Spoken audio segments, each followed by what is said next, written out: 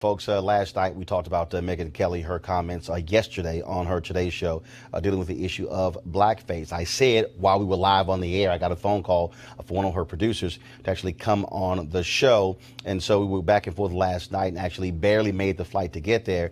And so today on her show, we had a second part of that conversation. And of course, as Megyn Kelly, they also invited Amy Holmes, who has a show on PBS, who is a black female conservative, to discuss this. And it was an interesting conversation. And there were a lot of people who were texting me who were saying, don't do it, don't go. This is a PR stunt. Don't save her. But I thought about what Maya Angelou said to me a month before she died. And we had a conversation in the national when they had a birthday party for her at the African Museum, the Smithsonian African Museum. And what's interesting is we were talking. She said something about being a teacher, and I said, well, my brother and my sisters are teachers. She says, no, you're a teacher. She says, you use the medium to teach and educate people. And so that's why I went. And so we're going to show you the whole segment. Then we'll discuss it with our panel as well. So this is the conversation we had this morning on the 9 a.m. hour of Megyn Kelly today on NBC. Good morning, everyone, and welcome to the show. I'm Megyn Kelly, and I want to begin with two words. I'm sorry. You may have heard that yesterday we had a discussion here about political correctness and Halloween costumes. And that conversation turned to whether it is ever okay for a person of one race to dress up as another.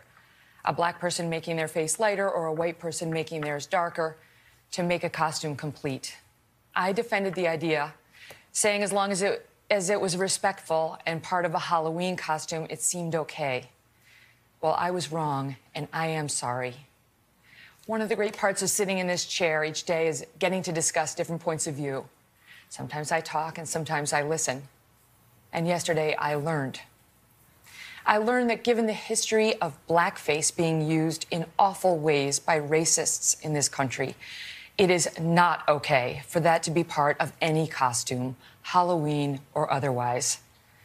I have never been a PC kind of person, but I do understand the value in being sensitive to our history, particularly on race and ethnicity. This past year has been so painful for many people of color. The country feels so divided, and I have no wish to add to that pain and offense. I believe this is a time for more understanding, more love, more sensitivity, and honor, and I want to be part of that. Thank you for listening and for helping me listen too. Roland, I did listen yesterday, and what was very clear in what I read and what I heard is that the history here, when it comes to that term and this issue, is deeply disturbing. I think the problem is, for African Americans, we know the history, and too many white Americans don't know or won't accept it. When the reality is, it is American history, yours and mine. When you look at blackface, white entertainers wore blackface to mimic African Americans, to caricature African Americans. When you look at the minstrel shows, black entertainers were forced to wear blackface because whites did not even want to see the humanity of black people, so therefore they had blackface. Last night, I looked at Spike Lee's 2000 movie Bamboozled, which dealt with this. And they actually, the Jada Pinkett Smith character actually talked about exactly how they created it. And what they did was they poured alcohol on 2 corks, burned it to a crisp, mashed it to a powder, added water, and mixed it to a thick paste, and then applied it to the faces of black people. Then they would take red lipstick and put it on the lips, but then on the outside of the lips to create this image. But this thing went beyond just that. You look at the Jim Crow Museum that's at Ferry State University, where this is American history, where black people have been assaulted in magazines, television, radio, all of these images that have continued for centuries and then, of course, decades, going up to the 1960s and to some degree in the 70s, and we still see it present day. And so this is American history. The problem is too many of us grew up learning his story and not actual history. And that's the problem that we have to accept. And when we are grown, when we are educated, we have to go beyond what we were taught, what we learn in our households, and say, I better be fully aware of real American history as opposed to being in denial about what actually took place in this country. Mm-hmm. And the other piece of it is that seeing a white person darken her skin, even for a costume, today evokes that past. It absolutely does.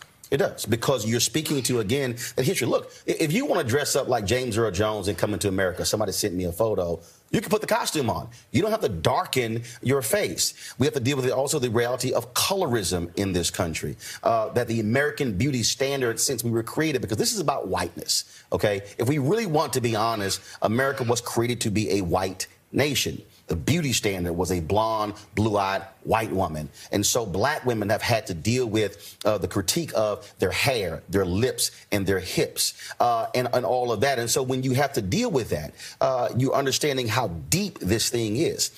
This is the 50th anniversary of King's assassination, the 50th anniversary of the Fair Housing Act, but also the 50th anniversary of the Kerner Commission report, which said there were 2 white Americas, 1 white, 1 black.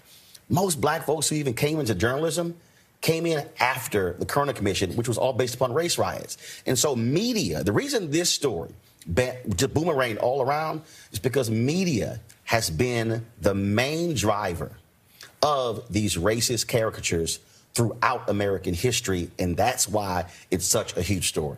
Mm-hmm. People no one wants to talk about Bill Cosby these days, but the reason there was a Black Stuntmen Association is because Bill Cosby was standing next to, when he was doing I Spy, and they had a scene, an action scene, and it was a white man who was putting on blackface to be his stunt double. Bill Cosby said, what? No. Y'all don't go hire somebody black. That's what led to the creation of the Black Stuntmen Association. There was a documentary that was done on them. That was in the 60s. This is American history. We live in constant denial. Today, we're dealing with Confederate statues and monuments, and people are saying, well, okay, this is really no big deal why you're upset. But we have to recognize, over the last, look, I'll be 50 years old on November 14th. How many universities have we seen where they've had thug parties and ghetto parties where white fraternities and sororities dressing up in afros and blackface and wearing grills and putting on big chains to mimic African Americans? Well, you want to mimic a rapper, mimic the white rappers out there, dress up like Eminem. But no, that's not exactly what is done. That is a caricature. And when you have that constant assault, what people don't understand is that black people in America, next year will mark the 400th anniversary of the first 20-odd Africans arriving in this country in August of 1619 in Virginia. For 399 years, this constant assault, this degradation, and this demeaning of how we look and how we act. We are just 50 years removed from Dr. King's assassination. In 25 years, Megan, we will be a majority nation people of color. And white America has to come to grips with that, because now that's going to mean power. That's going to mean economics. It's going to mean that, look, that the notion of what is considered American values will have to be now looked at differently, because people of color will be also making that determination, not just white Americans. How do we talk about race and our country's history with race and have a real conversation? Here's the thing that we don't want to accept. This is what I call an informal gathering. No one person could control who sits in this audience, but we control who we eat lunch with. We control who we go to dinner with. We control who we invite to our houses. And if we really want to be honest, Americans live in silos. White folks stay with white folks. Black folks stay with black folks. Latinos stay with Latinos. Asians with Asians. Native Americans with Native Americans. And it's rare when, in voluntary situations, we actually cause ourselves, and I need to learn more about you. I need to understand you and where you come from. But also asking the question, I don't know. I worked with a guy, Tim Madigan, who grew up in Iowa, didn't see black people until he went to college. All these racial things happen. He never understood why black folks responded the way he did until he wrote the book on the Tulsa race riot. And then he began to interview, and he hears these stories of elderly black people kneeling in their homes and guns put to the back of their head, and they were killed based upon a lie, and how this whole town was destroyed. Tim said, Roland, for the first time, I then understood why black people felt the way they did. And he said, as a white man, I had to force myself to own up to my lack of understanding, my lack of history. And I would say the same thing, Megan, whether it's you, whether somebody sitting in this audience, being honest that, wait a minute, how did I grow up? And have to go inside of yourself and say, what was I taught? What did my parents teach me? What did my friends teach me? And do I allow people to say things around me that have racial implications and I say nothing? Because I don't really want to upset the apple cart. Let me look at who's in my office, who's on my staff, who are executives. I've been in media since I was 14 years old. One of the fundamental problems we have, that white men still run media across the board. Mm-hmm. I mean, do understand, and this is just understand how this thing impacts us. When I sat with Ken Jouts, executive vice president at CNN, I did a pilot. I used the word brother. I was interviewing the guy who later became the first black president. And I talked about health care, and I said, man, that really hurt a brother having to file for bankruptcy because of health insurance. He said to me, hey, be careful using the word brother, because we don't want to alienate white viewers and being too ethnic. And I'm going, but that's my story, and I was talking to a black man. But Glenn Beck could use the word brother, and it's perfectly fine. And the fact that he would say that to me in that context is, wait a minute, hold up. Why can't I just be me? Why is it that, okay, you're too black, Roland? Well, how am I too black? Because I am black. And so we have to understand how deep this goes, because now it impacts raises, it impacts promotions, it impacts who we work with. And so we, I think, are in total denial of how deeply embedded race is in the DNA of America and how it impacts so many things that are done in this country. And if we have a discussion and just be honest, and somebody says, look, I don't know, share with me, educate me. That also, I think, what changes it. And on a personal level, for all of us to challenge stereotypes that we may have about different racial and ethnic groups and say, wait a minute, is that fair, the way that I'm relating to other people or making assumptions? That's a part, I think, of the journey. But the last point is, I can play Diana Ross. I'm sorry, Megan, you can't. No. Megan, you can. No, Megan, don't. You can play Diana Ross just like you can play any other character, but you just put on a gown, grab a fan, and then have big hair, you're fine. But that's the mistake that we make when we say, oh, I want to cross that line. Yeah. There are lines, and there's history, and there's pain, and when we acknowledge that, then we can learn and grow from it. But as long as we as Americans live in denial and act as if that stuff does not matter, then we will continue to have this problem in the next 400 years. Listen, well said. All I can say is, for my part, I have been listening and learning, and I'm grateful to both of you to have this conversation here on the set today, and to those who reached out to me via Twitter. I've heard you too. Thank you. Thank you very much, and we'll be right back. Now, of course, that was the edited version. We have the full version of the conversation on our YouTube channel. So go to youtube.com/Roland S. Martin Art. Let's turn to our panel. All right, folks, back to our Roland Martin Unfiltered video in just one moment. Now, a word from one of our Roland Martin Unfiltered partners. You've heard me say it before, and I will say it again. Write down this website, marijuanastock.org. That's marijuanastock.org. I'm going to tell you why it matters. Legal marijuana has grown to become a $9 billion industry in roughly 6 years. Forbes magazine predicts the market will continue to grow to nearly $50 billion in the next 10 years. So whether you like it or not, legal marijuana is a growing industry, and it is only going to get bigger. Now, if you're an investor, you get it. You look for business models that are easy to understand in industries that are trending up.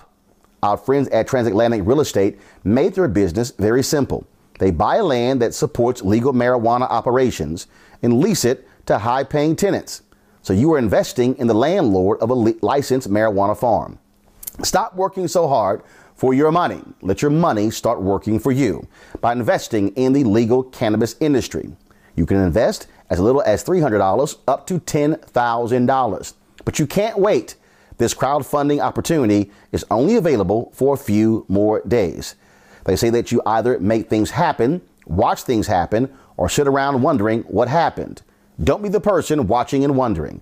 Don't let another investment boom get away from you. It's time to make something happen for you, your finances, and your family. And don't forget my pro tip. To be included, you must complete and confirm your application. And be sure to complete the process. Go to marijuanastock.org. That's marijuanastock.org. Get in the game, folks. Do it now before time runs out. Now back to your Roland Martin Unfiltered video. Your thoughts?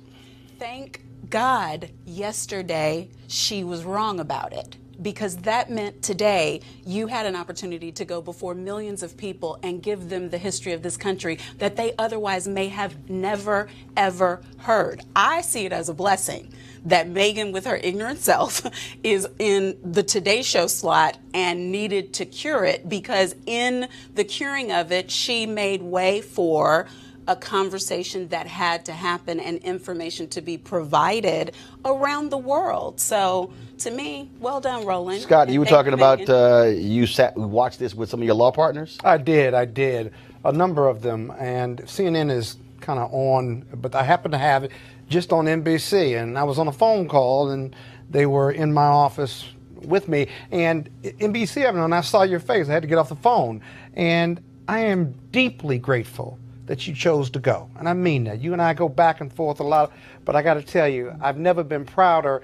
And here's the thing. You did that interview. That was your interview. You all don't miss the move now. That was his interview. Yeah. Megan was just there, right? And he had a broad-based audience to share in a thoughtful, cogent, intelligent, African-American, intelligent-based representation of a lot of points. The most important point I think you made, and I talked about this as the layperson presenter at Reed Temple this past weekend, about the need for a national dialogue on race in this country to reconcile the issue of slavery, Jim Crow, Ku Klux Klan, this history issue that you talked about. And it needs to come from the top. I challenge the AME Church to lead that effort, but I challenge our government officials, not this government that we have in place now, to lead that discussion. America has never reconciled itself on race. No, and won't. It's never reconciled what it promises to be and what it is, because we will not have that dialogue. White people think they've paid their dues because we've got black billionaires, and black people they took so much from us that we don't know who we are, actually. I mean, when we talk in our employment places about black issues or black this, a lot of people that look like you and me, Roland, we lower our voice.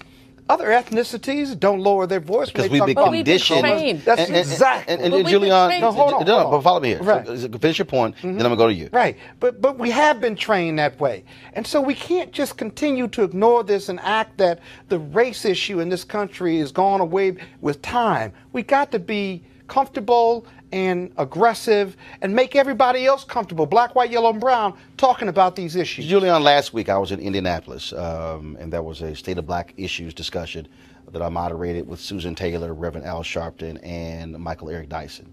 And we're going to air some of that later this week and also next weekend, live stream the whole thing this weekend.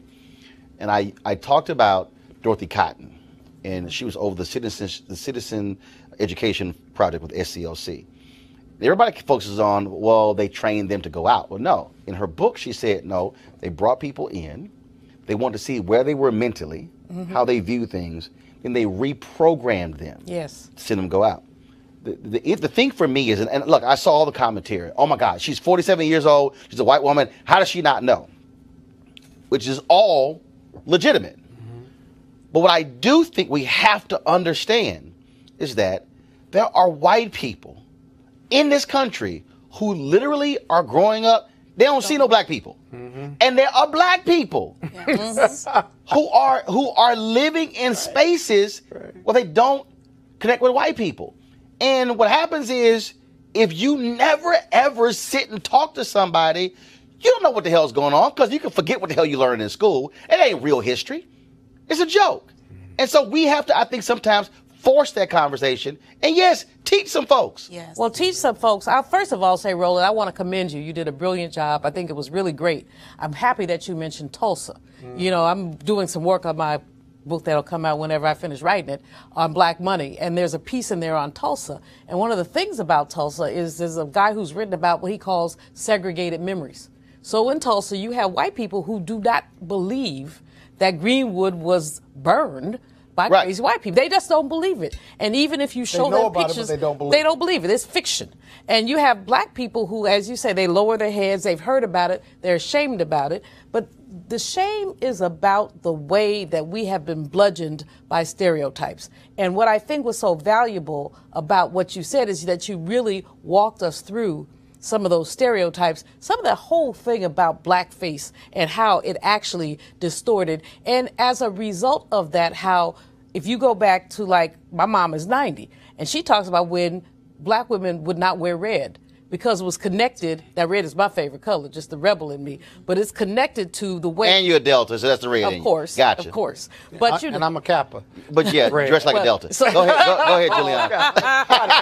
But you know, but the point is that all of this, so black women could never feel pretty. So, Right. So you know, they have these. What was red connected to? The exaggerated The lip. lip, Right. and all of that, and so black women did not wear red, and you would hear our grandmothers. Mothers say, you know, only certain kind of women wear red or purple. There were colors that we just weren't supposed to wear. Breaking the stereotypes down is important. But both of y'all, because both of y'all make this point about conversation. You know, I'm the old head at the table. I mean, people keep talking about conversation. Bill Clinton talked about conversation. I want reparations. Well, here's the piece. But here's the piece, though. The Bill Clinton conversation was a fake conversation. And I called it fake then because what they did was they wanted a nice conversation. They didn't want to be controversial. When Megan asked that question, and this is what I said to her and the staff off air, guess what? That conversation is going to end up being raw. It's going to end up being real. It's going to end up being where folks are going to be upset. And it takes somebody saying, I'm not going to cuss you out, but I'm going to sit here and we're going to have the conversation. Because there are things that happen every day. Like literally, the point I made about the guy at CNN. I got a text message. Somebody said, Roland, that was petty. You shouldn't have brought it up. I said, no, it's real. I said, why? I said, it's real. I experienced it. That's right. And it was like, well, no one knows him. I said, that's the point. Yeah. The point is there are individuals who you don't know who say things, who are in positions of power. Who replicate. No, and actually what he said was, he said that, then he also said, I also showed it to my wife and she agreed. And I'm sitting there going, wow, the white wife agrees. And it was sort of like, okay. That's better than you. And I'm going, now, he didn't say, how did you get Senator Barack Obama to agree to shoot a pilot that will never air? Right. He didn't ask that question.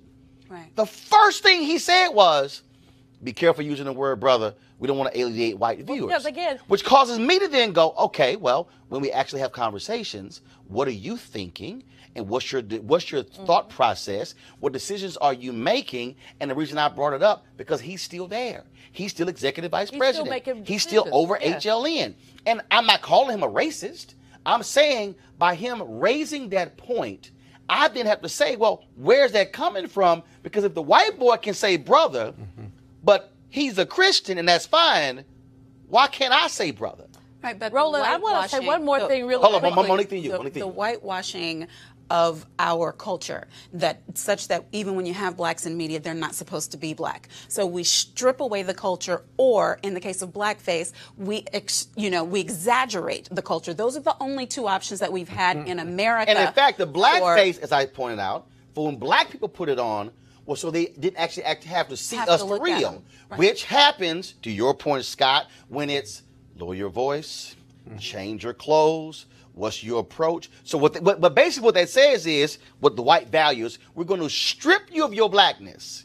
And we need you to walk like us, talk like us, act like us, go to the right schools, do the right thing, strip all of what makes us us. That's essentially the same as blackface. And it's taught by our elders, unfortunately, Yes. because they knew the only way we could advance was by taking on those attributes and characteristics and stripping ourselves. Because Julian, I remember when Earl Graves, when he put in Black Enterprise magazine, you gonna cut your dreadlocks. Yes. And there was a big controversy. That was Brother Harvey at Hampton. Told the young people in business school they could not have dreads, they could not have twists. But, a couple things. First of all, I was happy that you were with Megyn Kelly, but I'm not giving Missy a pass. You were there. Oh, absolutely. Perhaps she got it. I don't think she got it. I think she's a fake Jake human being who has used the term political correctness more than once, and even in that interview. The words PC if she was sorry, then she should have just been sorry. And she is sorry, like one of the sorriest pieces of journalism that I've seen in a while. Seriously. I mean, that using PC is justification. Just leave that alone. Number two, to the mask. And I think it's really important, your point about how we have had to basically juggle the place between assimilating, accommodating, and being our black selves. I had a producer tell me once back in the day, Roland, when I was doing a lot of TV, did my hair grow? He said, you're very pretty, but you'd be much more attractive if you had longer hair. Does your hair grow? I said, hair growth is a human function. Everybody hair grow, and I cut mine like every 4 weeks. So, I mean, but to say that is like to dehumanize. Right, but it's also, again, it's standards. And see, the reason I keep going back to the images part, because that museum I talked about, the Jim Crow Museum, yes, it was Dr. Skip Gates who had that in his documentary, African Americans, I think Many Rivers to Cross. I think that was the name of it. And in that particular doc, so that was the first I heard of it. And what was amazing about the African Americans, Many Rivers to Cross. It's on, if you actually, where is it? It's in Big Rapids, Michigan. Okay. So it's at Ferris State University. All of you folks who are watching, if you just Google Skip Gates and Jim Crow Museum, the clip will come up. And at this museum, they have just tons of artifacts, literally magazine ads. They have billboards. They have all of the little trinkets. And you see the protruding lips, the bugged out eyes, the pickaninny hair. You see all of that. So they lay out in this whole museum the continuum. And the director in his interview says to Gates that there's no other group in the history of America that has had the sustained assault on their looks, on their hair, on their psyche than black people. Yeah. No other group. And so you take that from the 17 and 1800s and then the 1900s, and then you go through radio, and then you have Amos and Andy. And then, of course, you have the maids in movies, and then Step and Fetch It, and the foot shuffling, and then you go through the demeaning characters in the 50s and then 60s, then you go through the ghetto characters in the 70s, you go through the UPN show where they wanted to have the slaves and Lincoln. It was a UPN show where they got canceled before it even came on. They were going to say that enslavement never occurred. I mean, freedom never occurred. Right, it was like a setting of the White House, Lincoln president, and we got some slaves. Like, are y'all serious? And so then you go through all this. So you go through and how media played the role, because that's also what we constantly projected. But Roland, let me jump in here, because I want to continue one thought you had about assimilation and what they've dictated to black men and women for assimilation in corporate America in 2018. If you do all of that, right, you are still only acceptable to a certain point. Right. There is still a glass ceiling, and they are still the numbers of black CEOs and general counsels are still minuscule, comparatively speaking. And here's the thing they tell you is why, if you are acceptable, why you still can't get to the highest point. They will say he's too educated or she's too educated by half, too smart by half, too well dressed by half. He went to the best schools. He's got a ton of business. He has large clients. He has assimilated in corporate America at the very best levels that you have dictated to your white counterparts. And yet you are still only acceptable to a certain point. What are you to do? It is like we're caught in this political economic vacuum or prism or vortex that says do all the right things as your mom and daddy told you. You do that, and then you can only still get to a certain point, including compensation. But that's assimilation. Now flip that thing to how it also causes us to also then have self-doubt about other black people. Yes. The number of people, and this happened to me numerous occasions, brothers, men and women, black, who literally said to me when we had News One Now, brother, when you gonna get you a show? And I was like, I'm on TV 5 days a week. What do you mean? Oh no. And they literally said no. They said a real show. A real show. And I said, what do you mean real show? They said, no, I mean like, CNN, MSNBC. I said, bruh. And so this is when Brian Williams was the evening news anchor of NBC. I said, bruh, do you realize that when Brian Williams comes to Washington, D.C. to broadcast the NBC nightly news, that Brian Williams sits in the same chair that I sit in? He goes, what do you mean? I said, well, there's a table right next to that chair, and there's 2 shelves. On the bottom shelf is a bristle brush and a mirror. That ain't for Brian. I said, that's mine.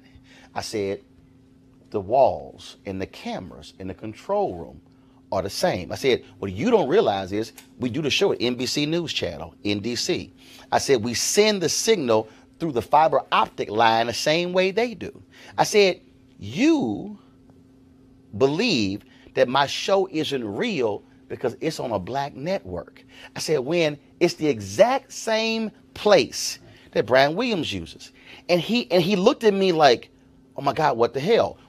So what happens is look, right here. I had a brother, people today, somebody said, well, you can't get a real show. And I said, really? Because you got a digital show. Well, and I said, real? wait a minute. I said, did you see the news today that NBC is launching, they launched today a new streaming channel?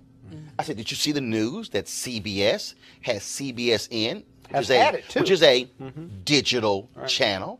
I said, did you see that Fox News next year is launching a digital channel? I said, so explain to me how it's bad that I have a digital show but they all are launching digital shows. So before they had theirs. Again, how we think. So we're taking on. So we're degrading ourselves and saying that ain't good. Well, Roland, it's just it's like what happens in HBCU land. As you have our people. We have brilliant, wonderful, phenomenal colleges in HBCU land. And we have black people who say things like, you know, I wouldn't send my child to an HBCU. Your child, but some of your children need to be at HBCUs. Right. And HBCUs will provide the same level of education. If you look at a Howard, you look at a Morehouse, a Spelman, a Bennett, you know, the same level of education. And don't end me. You want to say in that chair? But the same levels of education that many other comparable schools do. So we really have been brainwashed. We have literally been taught that we are less than, and we have basically inculcated that. And there's no comprehensive way. I like what you said about the AME Church, but no comprehensive way for us to unpack that and to begin to talk about what's happened to us as a people. Yes, speaking of HBCUs, it's Howard Homecoming Week, so I'm going to need to see a sweatshirt. My point. You I wear HBCU gear on Monday. Okay, well, this ain't Monday. You still have time. You still have time. Virginia State, I had it on Monday. Go ahead. HU. So my point is, you made to me the most critical point about the fact that in a very short time, the minority will be the majority. And all of these things are going to have to be figured out. I was at a conference over the weekend, and one of the things Bishop Jake said is the reason why we don't have relationship is because we don't visit somebody different than us. So if we take the time to visit Asian Americans, Caucasians, everybody, if we don't silo, if we do not get out of our silos, then we will be the same as the white people have been to us. Here's why I made that. But Julian, here's why I made that point. So I graduated from Texas A&M. A black woman with a black journalist conference. She comes up to me and she says, "Roland," I said, "I got to talk to you." I said, "Okay." She said, "I go to Texas A&M." She said, "You know, and I hear you talk about the university and how much, you know, you enjoyed your 4 years there." I'm like, "Yeah." She said, "But, you know, my problem is just that, you know, how we be received by the white students." I said, "Okay." I said, "What do you mean?" She said, "So for instance, you know, we've gone to Sabisa, which is our a major cafeteria." She said, "You know, the white students won't sit with us to eat." I said, "Okay." I said, "You ever sit with them?" She goes, "What do you mean?" I said, "What I mean is, do you ever take your tray and literally walk over?" I said, "Do you ever take your tray and walk over and then sit down and say, 'How y'all doing? Anybody sitting here?'" She goes, "Why would I do that?" I said, "So help me out. You're asking white students to do what you won't do."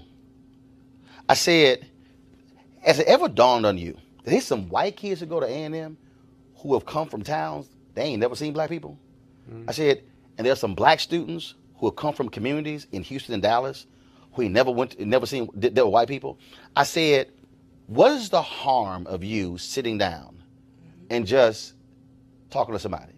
She literally said, "That never crossed my mind." I said, "You can't ask of somebody else what you're unwilling to do." That's right. And so it's not kumbaya.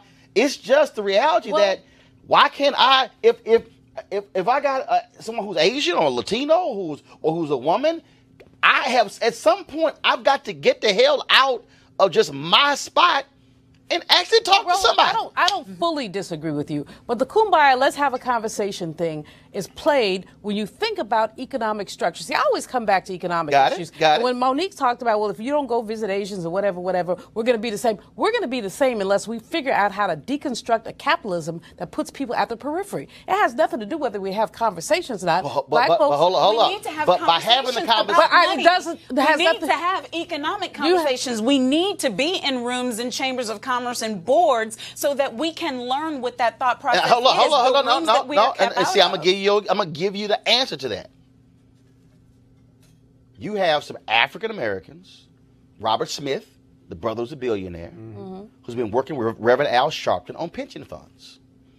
Okay. And what they said is, they said, wait a minute, you got all these white boys who got hedge funds, and the public pension funds, teachers, firefighters, police officers, they are the biggest pension funds that drive money to hedge funds. Black hedge fund managers not getting the money. So what happened? Sharpton and Smith and others, they go sit down with Randy Weingarten, AFT, and NEA, and they say, now look, y'all got all these black teachers who are funding your unions. Y'all money are going to white hedge fund managers. They laid it out. Weingarten says, and her team goes, you know what, you're right. CalPERS, the California Right. Pension fund, $500 million going to the black hedge fund. Black folks sat down with white folks. Yes. Explained to them, this is what's happening. How do we leverage? Y'all are using black funds. And they went, damn, that's a good point. You right. And so now they're saying, let's go to the other pension funds. So to your point, if we don't tell somebody that and show them and then say, now what y'all gonna do? Right. Well, that's very different than this go to somebody's house, have a conversation nonsense. Monique, No, all due I- respect. No. That's what you said. I'm quoting you. I said if you don't I'm visit. quoting What I you. meant by visit was conversation. Spend I'm quoting you. time. It's spend time. It's lightweight. Right. No, but here's the deal. But here's the deal, Julian. Conversation is not. If I got somebody white in the workplace, Ignorance starts at home. if I got somebody white in the workplace who don't understand what black men and black women are going through, and then if I'm able to enlighten them and educate them, then if they are in the room that I'm not in, if I've done my job, they then might become champions of it. They may not, but at least I've said, look, here's what's going on, and you may not have any idea about it, Scott, in a law firm. We've seen that where white lawyers are like, I don't know what the hell you're talking about, and that's actually happening. Yeah. And you're going, yes. And we got to get comfortable with being uncomfortable with it. Yes. Now I got And not making them comfortable. Exactly. I got 35% diversity in the D.C. office of Reed Smith. I've been intentional, and our global managing partner and senior manager have been intentional about it. And we openly talk about race and gender, especially when it comes to pitching business. If we're going to pitch a piece of business to a large company and they've got great diversity or their leadership has diversity, whether it's women or people of color, why would we field an all-white male team to go see that company in 2018? So my partners have got to be comfortable about talking about, Scott, who do we have that does SEC work who's an African-American woman? We can't be uncomfortable about that because diverse ideas and diverse teams are better, stronger teams. And we have to be comfortable with that. And if I can make every one of my partners who doesn't look like me, male or female, comfortable about that, whatever office they're in, that's my job as managing partner. And Julian, what I keep saying is I'm tired of parking lot militants. I'm tired of folks. What is a who parking lot A parking lot militant is the person who, when you leave the office, they buy the car and they saying, man, this need to happen and this need to happen and this need to happen. And then when they go in that building, you like, well, where your little parking lot militant ass go? Now you quiet. My deal is, look, I always said it. They're going to fire you anyway. Okay, so at least I'm going to say something while I'm there. And I'm saying if we're willing to challenge, to educate, take some folks out, enlighten some white boys on pay disparity, enlighten some folks and like, say, bro, you don't recognize it? All the folks on your team, white men? I'm just saying that a conversations, dinner, or lunch, it also builds relationships. Exactly. It could lead to change. Professionally. Final comment before I go to my next story about voting in Georgia. My final comment is let's look at economic structure. All this talking. Can you talk about economics during those conversations? You can talk about economics, so but Scott, the bottom line economic structural issue is less race than it is class and capitalism. And this is a conversation that nobody wants to have, is how you dismantle capitalism so that you basically distribute resources more fairly. But I'm gonna give you But I'm gonna give you this example. Hold up, I'm gonna give this example. Last one of what happens when you do educate somebody who's white, who's in power, who then can also do that. John Landgraf, the CEO of FX Network, he is sitting here going, look at numbers. 80+% of the showrunners of FX shows were white men. Oh, wow. John Landgraf sends an email, one email, to the entire network, and he says, I'm a white man, and I like white men. We talk, they friends of mine, but this ain't America. He said 50+% of America's women. He said the numbers who are Latino, who are African American, and this is changing. He says we have to change who is running the shows in our network. 6 months later, half of all shows on FX had people of color who were showrunners, or people of color or women. His deal was, I'm a leader. He said, we have to change it.